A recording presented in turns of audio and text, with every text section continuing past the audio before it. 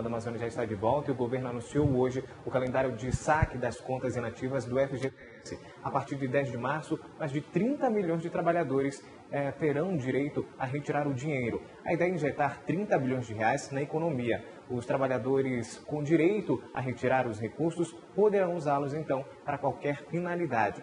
O Fundo de Garantia do Tempo de Serviço, então, o FGTS, é sobre esse assunto que a gente vai conversar com Alberto da Almeida, que já está aqui, um advogado. E essas perguntas, Alberto, a gente vai inseri-las aqui na TV, na nossa primeira. Primeiramente, boa noite.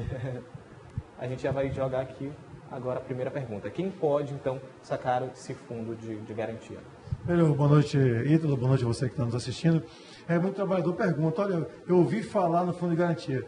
O Fundo de Garantia não é algo tão bom, parece bom para o brasileiro, mas é um dinheiro que você tem direito, você poderia aplicá-lo, investir como você quer, mas o governo pega esse dinheiro, ele aplica como ele quer, e aí com juros pequenos ele te devolve quando você, aí não é qualquer trabalhador, mas quando aquele trabalhador é demitido sem justa causa. Né? O demitido com justa causa não tem o direito, e quem tem esse direito, além, só quem é mandado embora, ou seja, tem que ser trabalhador, servidor público também.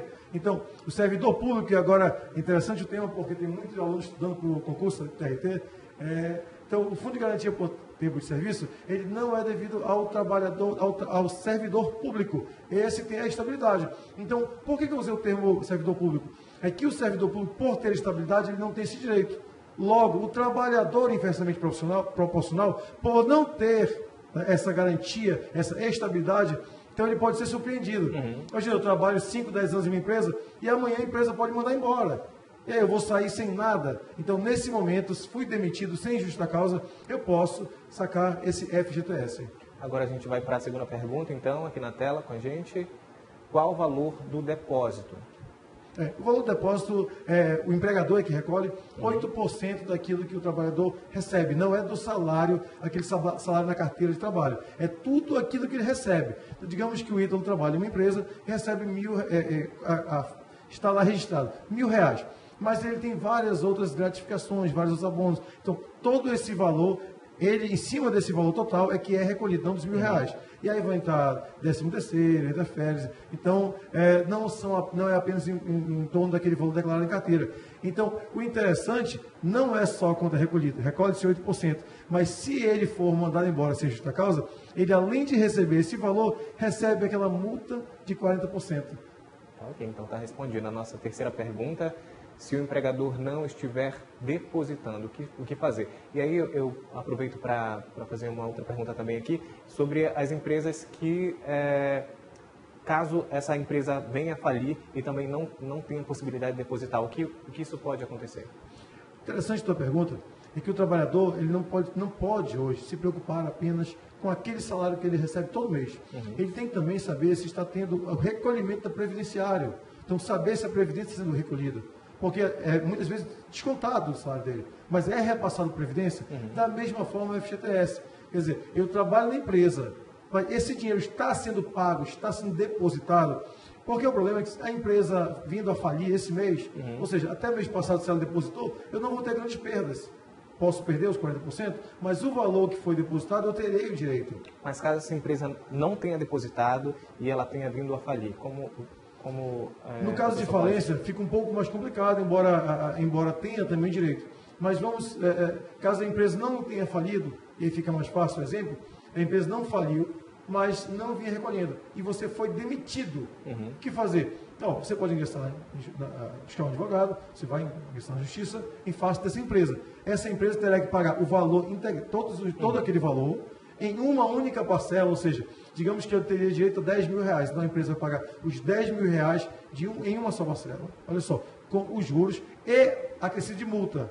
Caso a empresa não tenha esse dinheiro para pagar, é o Estado que entra com recursos para prover esse dinheiro para o servidor ou não? Pois é, aí não é o servidor. Aí, como é o trabalhador e não o servidor público, como é o trabalhador, infelizmente ele não pode dormir. Por isso que as maiores empresas, elas têm como a CIPA, né, que é da segurança, também tem aquele grupo que cuida do FGTS. Então eles precisam e tem estabilidade. Interessante que o trabalhador que faz parte dessa comissão da FGTS, ele também tem estabilidade, ou seja, ele não pode ser demitido se não for por justa causa. E mesmo após o término desse período de mandato, dele chamar de mandato, ele ainda tem mais um ano de estabilidade. Então, o importante é que o trabalhador se preocupe com quem cuida do FGTS. E todo mês, além de receber aquele olerite, saber receber o salário dele, ele também tem que saber se a previdência dele foi paga, saber se o FGTS dele também foi pago. Agora, quem pediu demissão ou foi demitido com justa causa, pode sacar esse fundo de garantia? Olha, interessante a tua pergunta. Raramente pode. Em tese, não pode. Então, foi demitido por justa causa? Pode? Não. Agora, imagina um cidadão que hoje tem o HIV, o vírus do HIV. Ou tem, eu vou usar o termo popular, não jurídico, mas o câncer.